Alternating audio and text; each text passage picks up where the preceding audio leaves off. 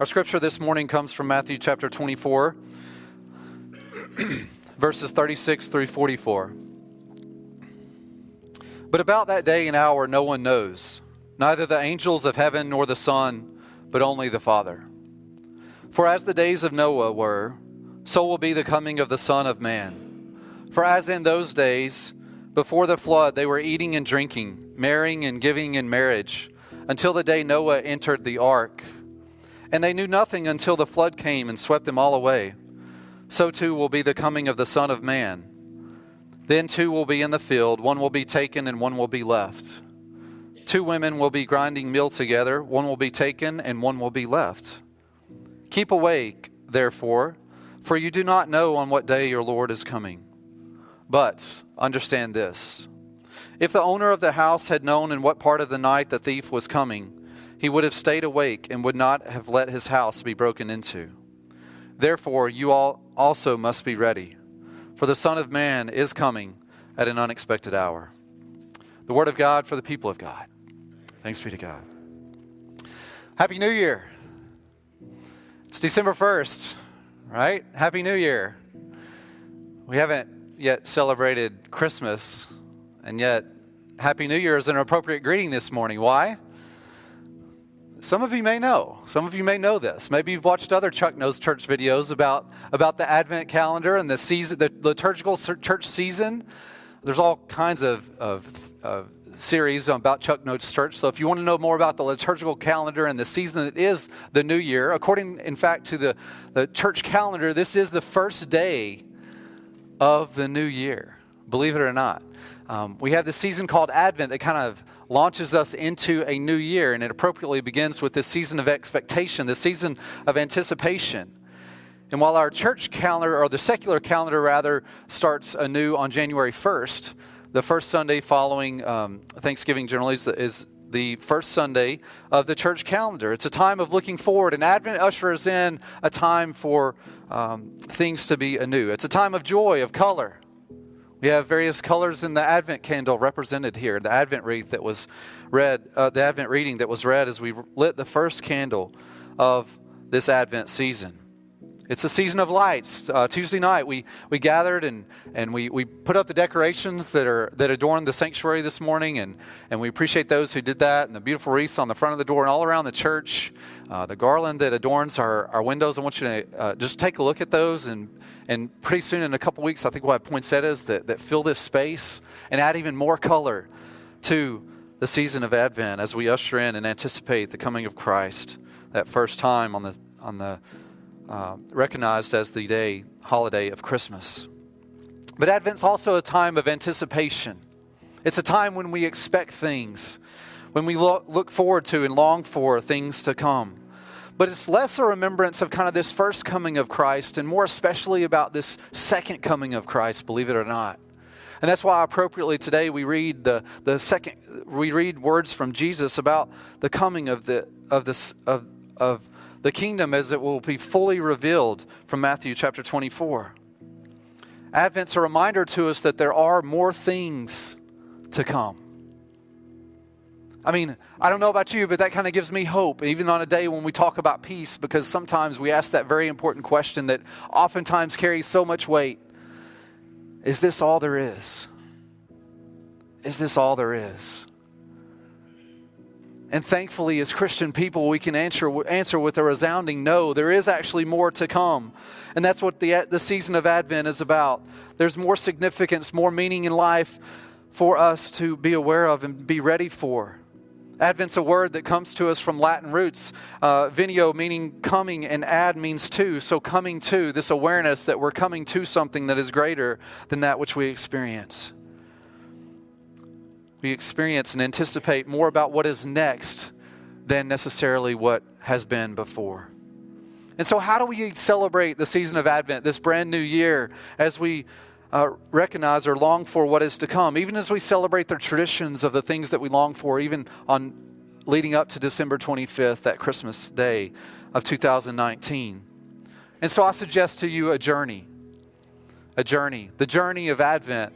You see the logo or the graphic there on the screen. We're going to go on a journey this particular Advent season, and some of us can relate to going on journeys almost inevitably. You've been on some kind of journey in your life. Maybe with your family on vacation, you've been on a journey with your family and have memories that attach to those favorite journeys that you've been on. When I was a kid growing up in Union City, Tennessee, my family rarely, I don't know why, but we just rarely went on journeys. We weren't a family that vacationed a ton. We weren't a family that went to faraway places. Most of the two destinations that I remember us going to when I was a kid, I remember we went to, as a family, we went to Great Smoky Mountains National Park and did the Gatlinburg thing and did national parks things, and I remember some of those memories. But even less vague, even more vague than that, or less vague rather, were some trips to my uncle's house in Montgomery, Alabama. And a lot of times our journeys meant that we would swap kids.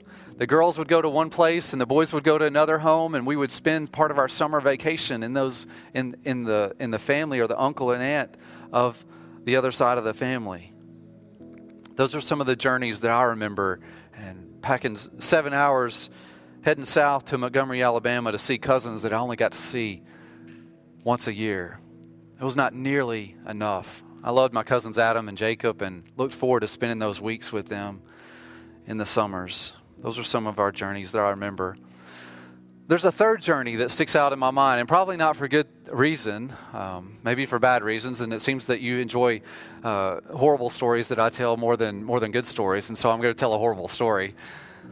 One time my family was, my dad was a teacher, and he was associated with the National Education Association, and they had a national convention in Washington, D.C., and so our family kind of used this as an opportunity to journey alongside Dad and just go and see the sights of our nation's capital. And my dad's best friend, Kenneth, he now lives in Virginia, but years ago they were close and they played golf together. He's actually the one who kind of introduced my dad to golf, and then thereby me. And so I owe a lot to Kenneth Farrell because my favorite hobby was passed down to us from this family friend. And so Kenneth and Debbie Farrell went with our family, and at the time they didn't have children. And so we decided as a group of friends we would pack into a van. And I don't know where this van came from, all right? I think it was a friend of Kenneth's, but instead of going and paying to rent a van, we decided we would just borrow a van from a family friend of Kenneth's. And so it was my mom, my sister, my dad, Kenneth, and his wife Debbie. So 6 people in this van, and we had all this room to spread out. And it wasn't like one of those minivans, it was like one of those big vans. Like where you could kind of stand up in it, and if you needed to stretch your legs, if you were at a stoplight, you could do that and then buckle back up. And so I was in the back of this this cargo, this big van. And I don't remember exactly the schematic colors of the van, but we called it, rightfully named, we called it the Ugly Van. It really reminded me of this, striped pattern on my dad's 1984 Nissan Datsun truck that was kind of like tan, and then it had stripes of brown and orange and rust, and it was horrible. So rightfully named, we called this van the Ugly Van, and we packed the interstates going northeast to Washington, D.C. And we did all the sights and did all the things that you do in Washington, D.C. We saw the Lincoln Memorial and the Washington Monument, and went to the Smithsonian Institute and did all the things that you got to check the boxes when you're in Washington, D.C. Well, on the way back, for some reason, I don't know why, I don't know if it was something I ate or what, but I started feeling not so good. And I was sitting in the back of the Ugly Van with 5 other people kind of in front of me. And I rarely get sick, but this is one of the earliest times in my life when I remember getting sick. And lo and behold, your pastor threw up in the back of the Ugly Van. And the Ugly Van got uglier. It was horrible. And so for reasons that are not so good, that was one of the earliest journeys in my life that I remember. Not so much for the great successes that we had, but for the memory of the lingering smell of vomit in the back seat all the way back to Tennessee. It was awful. What are some of the journeys that you remember in your life? Rest assured that people, for the remaining 5 or 6 hours of our trip headed back to Tennessee, we knew we were on a journey. You could smell the journey all the way up in the front seat. But we knew we were all in the same ugly van that reeked. It was terrible. I have a question for you. Do you know you're on a journey? Do you know you're on a journey? Jesus teaches us this morning from Matthew chapter 24 about people who didn't even know in life that there was a journey going on. And I think it's very interesting. Sometimes we want to divorce the Old Testament from the New Testament, but Jesus actually refers back to the Old Testament in this scripture and refers to the knowledge of the Hebrew scriptures that he would have attained growing up as a child. But do you know this morning you're on a journey? And if you don't know you're on a journey, it's okay. In fact, I want to remind you that post-resurrection, when Jesus was on the road to Emmaus, there were some disciples who came along and they asked him a very simple question. Are you the only person in all the world who doesn't know what's been going on? In other words, they were asking, they didn't realize it was Jesus at the time, but they asked this stranger, do you know you're on a journey, that there's this journey that's been going on? And of course, Jesus did. Jesus knew the journey that was taking place post-resurrection and was ushering in this new kingdom and revealing to the people that he had overcome the grave. But there were other clueless people that Jesus refers to in Matthew chapter 24. And Jesus names the peers of Noah, those people who were swept away by the waters, and they were caught up by all kinds of things. They were caught up on the routine habits of life. They were caught up eating, drinking, watching their daughters be married. They were procreating. They were crashing wedding parties. They were having a good time. And they were actually doing things that we need to do in life, building relationships. These things that Jesus refers to are not things that are bad in themselves. They're not even anti-faith things. And yet, nevertheless, their tasks were necessary and appropriate, but their crime perhaps was that they didn't even know there was a journey going on. They were unprepared. They were completely clueless in their preparation. Either due to a lack of faith or misplaced priorities or focus, they were swallowed up eventually by the waters around them as Noah was preparing to be rescued by following the commands of God. And so this is the first group that Jesus contends with, those who were completely clueless, those who were unprepared, those who turned a blind eye to the call to pay attention and be prepared. And so maybe you feel like you're off the hook so far and you feel like that's not me. I know I'm on a journey. I know that this life matters. I know that there's more to this life than that which I can see. And maybe you find yourself at the other end of the spectrum. Instead of being completely unprepared, you find yourself totally absorbed in your preparation for the future. And there are maybe even a few TV shows out there. There are whole genres of literature that kind of speak to this group of people. And spiritually and theologically, we've kind of been trying to ask this question, or some people among theological spectrums have been trying to answer this question. When's the world going to end? What's going to happen when the second kingdom comes? When the full revelation of the kingdom comes? And we want to ask this question or answer the question, when will all this end? In fact, I think many churches, even in the United Methodist Church, probably have on their shelves. And I looked in our library, and I thought I'd seen this series, but there was this series written about 15 or 20 years ago, maybe, and maybe a lot of you have read it. It was called the Left Behind series. And I didn't exactly see it in the library. Maybe those who spend more time in there than I do can attest to this. But the Left Behind series was kind of this fictional series of books that was kind of written to paint this picture of what possibly could be when the second coming happens. And it kind of absorbed a lot of folks for a number of years. I think there were probably 8 or 10 in the series, and eventually the authors, I think at least one of them has passed away, maybe both of them. But it was trying to paint this fictional picture of what the end of the world might possibly look like. And the sure agreement was that nobody wanted to be left behind. In other words, the idea was that those who would kind of leave this world would be caught up into the coming of Christ, and those who would be left behind would be cursed. But I just want us to pay attention to what Jesus actually refers to in Matthew chapter 24 this morning. And maybe it will help us kind of answer this question that may linger in our minds. In Matthew chapter 24, we hear Jesus refer to the peers of Noah and say that those who are swept up were those who were swept up because of their ill preparation. They disregarded the journey that they were on. And so it seems to kind of be a reversal, actually, of what the fictional series Left Behind offers. Will we be swallowed up by our surroundings as those in the days of Noah? So let's just look again at the verses that Jesus offers. In Matthew chapter 24, Jesus talks about the two who will be in the field. Two women will be grinding meal together. Perhaps in our day and time, it could be that two will be texting one another. Two will be on TikTok. Two will be on their favorite social media platform. And then all of a sudden, one disappears and one is left. One is taken and one is left. So do we want to be taken or do we want to remain?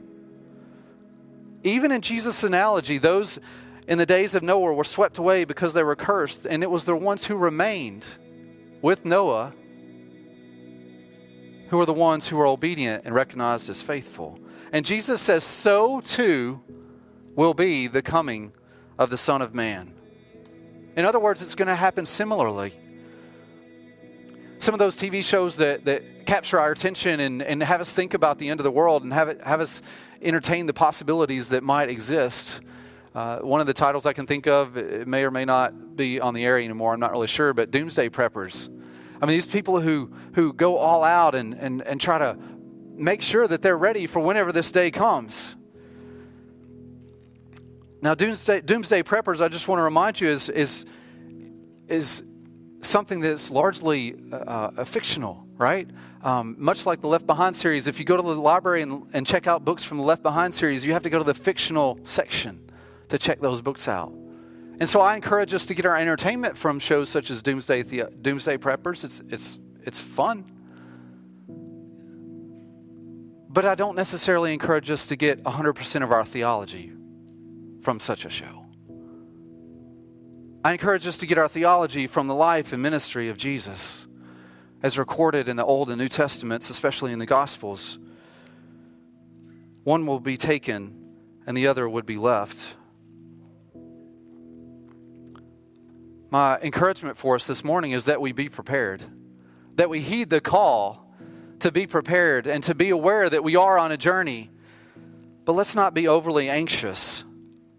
Let's not be overly prepared about physical limitations and things that may be required of us physically about a time which we do not know.